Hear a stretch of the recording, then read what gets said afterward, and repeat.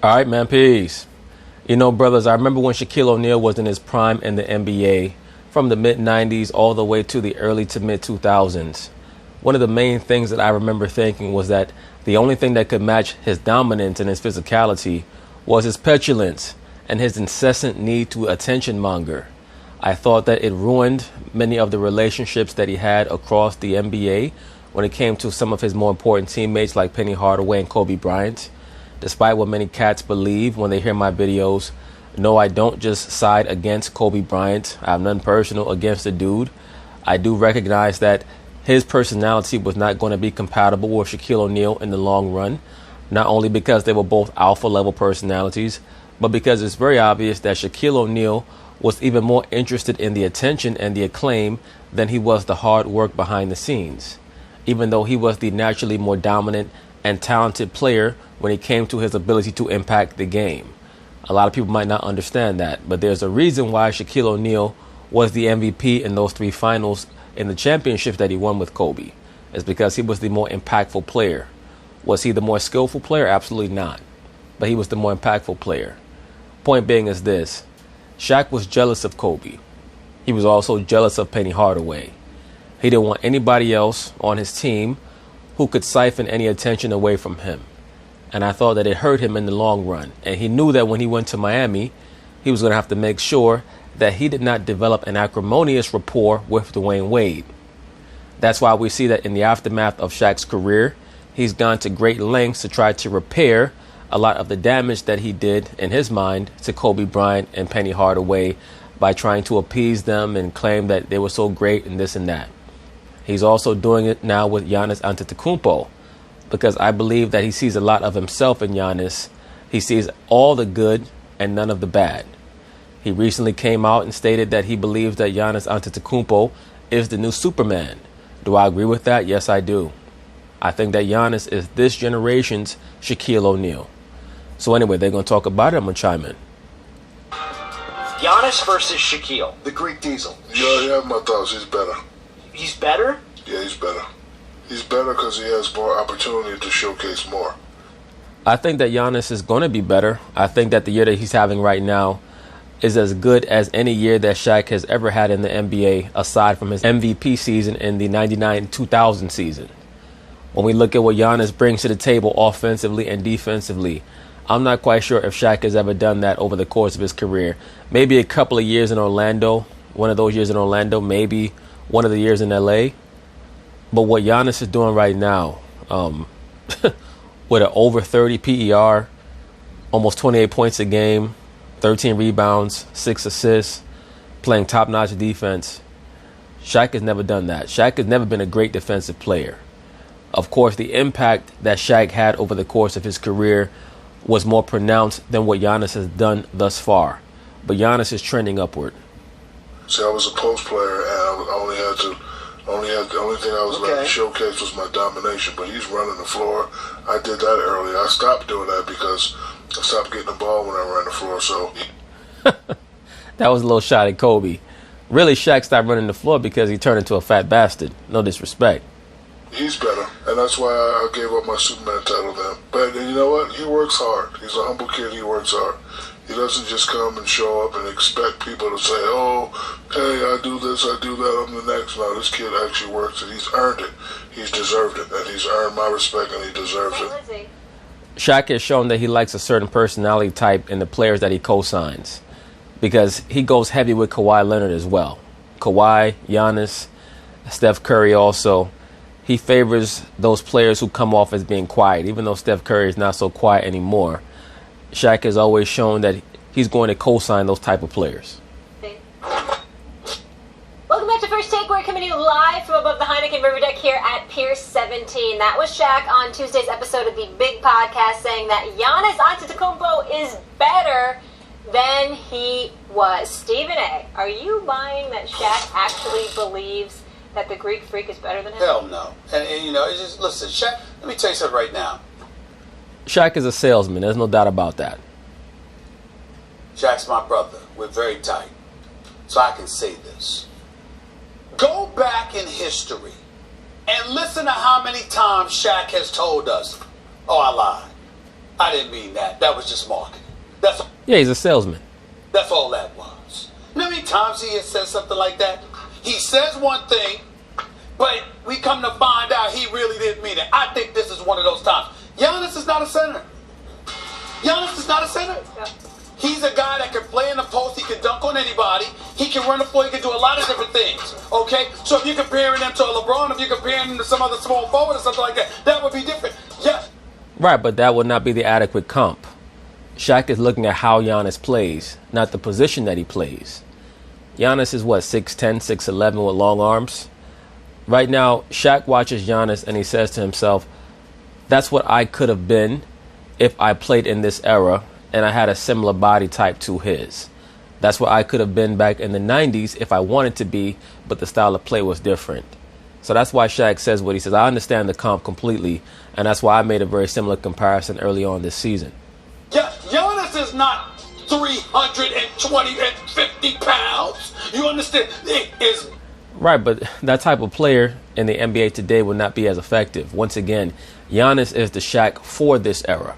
Not just of this era, but for this era. Dominant as he is, you're trying to tell me as dominant as he is, that dominance is comparable to Shaq in his prime? Getting there. Yeah, it's getting there. It's right there. It's in the same ballpark, Stephen A. Smith. I didn't say he's getting there. I did not ask you if he's getting there. I said, is he there? The fact of the matter is, that's not who he is. Well, Stephen A. Smith, here's what we know. We know that there's only been one other player in the history of the NBA to average 28 points, 13 rebounds, and 6 assists per game in a season, and that's Oscar Robertson. So if we're just talking about numbers or numerical dominance, the season that Giannis is having this year is a dominant season that is historical in nature. In terms of Shaq, playing strictly with your back to the basket, 10 feet and in, dominant, 3 dudes carrying you. You literally are lifting dudes off the ground while dunking on folks. That's the kind of stuff that we're talking about here. I'm talking about somebody who was massive, not somebody. I don't care about the 57 Why pounds. is dominant got to be what you say dominant is? Thank you, sir. It's a different kind of dominant. I'm sorry. I thought they were asking me the question. They didn't come to Max yet. They asked me. So that's why I have that definition of it. Because I'm the one speaking. I am saying to you. Once again, I would love to see Stephen A. Smith enter an arguing tournament and just have him go against like some hood rat chicks. Just to see how it would turn out. I sit in the audience with a bucket of popcorn laughing my ass off. To you that when it comes to a big man, a top five, I'm talking about a center. I'm thinking about, I don't look at Giannis as a center. I look at him as a totally different player than Shaq. Shaq looks at him as a center. Because that's what Shaq is trying to say. Look. No, it's not. I agree with Kellerman on this. What Shaq is really saying is that he sees his same approach to the game within Giannis.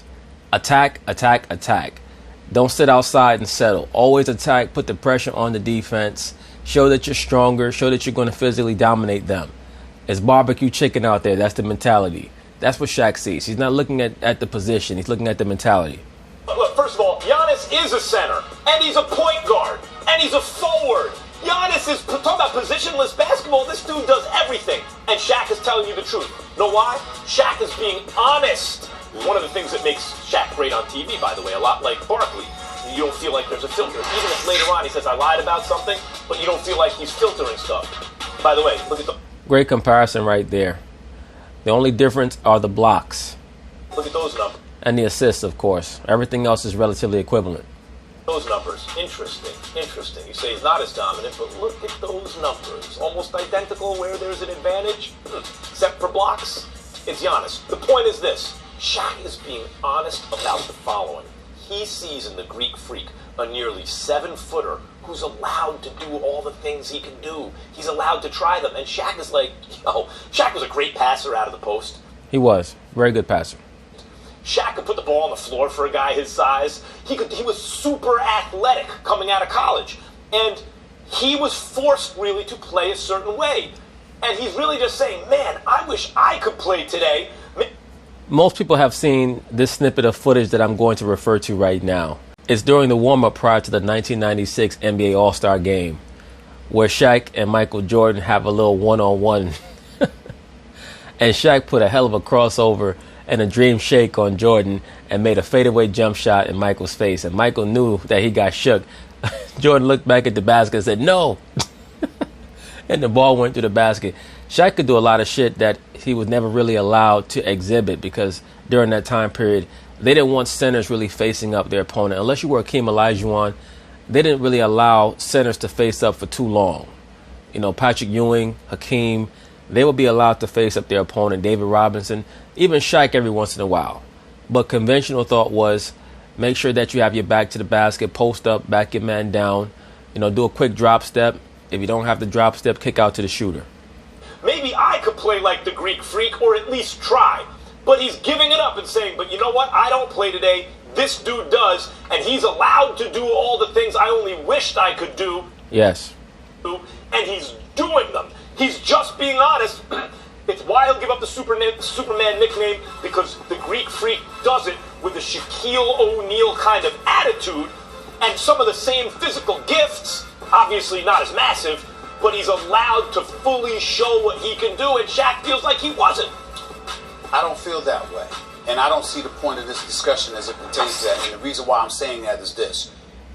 Giannis has the ball on the perimeter. And when he's taking it to the hole, it's usually against smaller guys coming from the perimeter, as opposed to being in the paint with people. Stephen A. Smith, what is it about the concept of this being a different era of basketball that you're not understanding? That's why I'm stating, as well as Max Kellerman stating the same sentiment, that Shaq looks at Giannis as the Shaquille O'Neal of this era and for this era. It's obvious that they're playing a different brand of basketball, but Shaq looks at the approach, the way in which Giannis wants to attack at all times and get as many dunks as possible, as something that is copacetic with Shaq's mentality. That's it. All over your back. There's no hacker Giannis rule that's been implemented. All right, the way it was hacker Shaq. There's no... Right, but the hacker Shaq was not based on physicality. It was based on the understanding that Shaq was a very poor free throw shooter. So that's not really a relevant point. There's no coach coming off the court on the sidelines like Dale Brown did in college because you're hacking Shaq so much, because you literally look at him and go like this: I have no hope. He's just too damn massive. Right, but once again, it was because people knew that Shaq was a poor free throw shooter, even more than just his physical dominance. Okay, that's what I'm talking about. Do you remember what Yao Ming said about playing Shaq? First time he played Shaq, they asked Yao Ming, what was it like? He said, it's like playing a meat wall. A meat wall. Yeah. Shaq was just different, but it's not. He's not saying the dude plays exactly like I play. No. What I'm saying, well, Max, you're going off his quotes. I'm going off his quotes and the conversations I've had with him personally about him, because I disagree with him. And what I'm saying is, I don't view Giannis in the same light as Shaq. You could talk positionless, and that's fine. Shaq was not positionless. Shaq was one guy, was one thing, a center. He was a big man. His daddy, God rest his soul, God rest the Sergeant's wonderful soul. You know what his daddy said to him? The hell you think? Don't let me. I'll slap you upside your head. I'll see you take another jump. You drop step and you yam it on. What do you think you're doing? And Stephen A. Smith, hello. That's exactly what Shaq sees in Giannis. We see Giannis dunking on people, but we also see him put it on the floor, getting it to the lane. Not that we because he's this era Shaquille O'Neal, man. That we haven't seen those things moment to moment from Shaq. But I'm telling you, as a big boy, a man in the paint, that's where he lived. Far too literal. That's where he lived. I agree. Max Kellerman said Stephen A. Smith is being far too literal. I agree. I'm being literal because I'm only being literal because I know Shaq. And I'm saying to you, looking at Shaq, knowing him, and thinking about what he's saying about Giannis, I don't like the notion of Giannis being categorized with Shaq. No, categorized. Similar. You did it yesterday. Anthony, you did it yesterday. Yes, I said, Giannis is the best player in the game. You said, no, he's the most dominant, like once upon... Absolutely. Great job, Max Kellerman. Checkmate. Once upon a time, Shaq was, but he wasn't the best. Your words from yesterday. Yeah, but I'm only talking about in terms of dominance. I'm not talking about in terms of position. You don't need me here. I just run a tape from you yesterday. You could argue with yourself from yesterday. But I didn't deny what you just said. What I said was, I was talking about dominance, not about position. So is Shaq. Shaq's talking about. Agreed. Shaq is talking about position as well. And I'm saying to you, I'm looking at Anthony Davis. In order for you to be able to ascertain whether or not Shaq is talking about position, we would have to have some type of audio of Shaq saying that he views Giannis as a center. I've never heard Shaq say that he views Giannis as a center. All Shaq has ever done is assess Giannis' approach to playing offense. That's it. I'm looking at guys like that to compare Giannis to, not Shaq. Okay, look. He's not a back-to-the-basket player living in the post. When we talk about Kobe, who are the two players we most often compare to him today? Well, really, it's pretty much one in MJ. No, I'm saying who are playing today. We talk about Westbrook and we talk about Kyrie Irving. Kobe? Yes. It's not the exact same position. It's not the exact same game. Yes, you have. Stephen A. Smith, you need to lay off the alcohol or the pills or whatever the hell you popping. Because you have compared Russell Westbrook and Kyrie Irving to Kobe Bryant when it comes to their approach to the game. That's you. I haven't done that. I will speak for myself. Sure. When I look at Westbrook and when I look at Kyrie, I think about Kobe Bryant. It's a certain kind of attitude. It's the way they play the game. They're around. Kobe's bigger than them, but none of them are forwards. These are guards, right? Primary ball handlers, more so Kyrie and Westbrook than Kobe, but also Kobe oftentimes is a primary ball handler. We know what we mean when we compare those guys, the way they view themselves, the way they play. Shaq is doing the same thing with the Greek Freak. He's not saying that's a center like me. Agreed. He's saying that's a dominant force like me. And he's also saying that's a person with a dominant personality, with a dominant approach. He comes into the game viewing his opponent as barbecue chicken. He does not believe that anyone can stop him from doing what he wants to do. When Shaq looks at Giannis, he sees someone who's not going to allow the defender to make him change his approach. Who can do all these things that I thought I could do but wasn't allowed to try, but they're letting him try, and look at this 7-footer do his thing. He can actually do more than Shaq because, again, he can be on in the open floor. That wasn't Shaq. That's why I'm saying it doesn't even warrant a comparison. Do you understand that? Do you understand that? Well, I think he's wrong. Or he's lying, like I said earlier. Why would he lie? What's the motivation? Because Shaq, listen, branding, marketing, he's a genius. He's a genius. There is a possible component of that. I will admit to that. But when it comes to this evaluation by Shaq, I agree. Genius. We're talking about it now, and Shaq has got his big feet up. I don't think he believes it either. Chilling in his crib, laughing because we're talking about this subject because that's what Shaq does. He's brilliant at it. Well, first of all, if Shaq did that, thanks Shaq, because I always like to talk about Shaq playing basketball. But the point is, as soon as he said it, I said, yup, I get it. I get it. If Jordan were to say something about Giannis, I would get it. He takes it hard to the rack. In a modern era where you must shoot the three to be the MVP, he doesn't, and he still might be the MVP.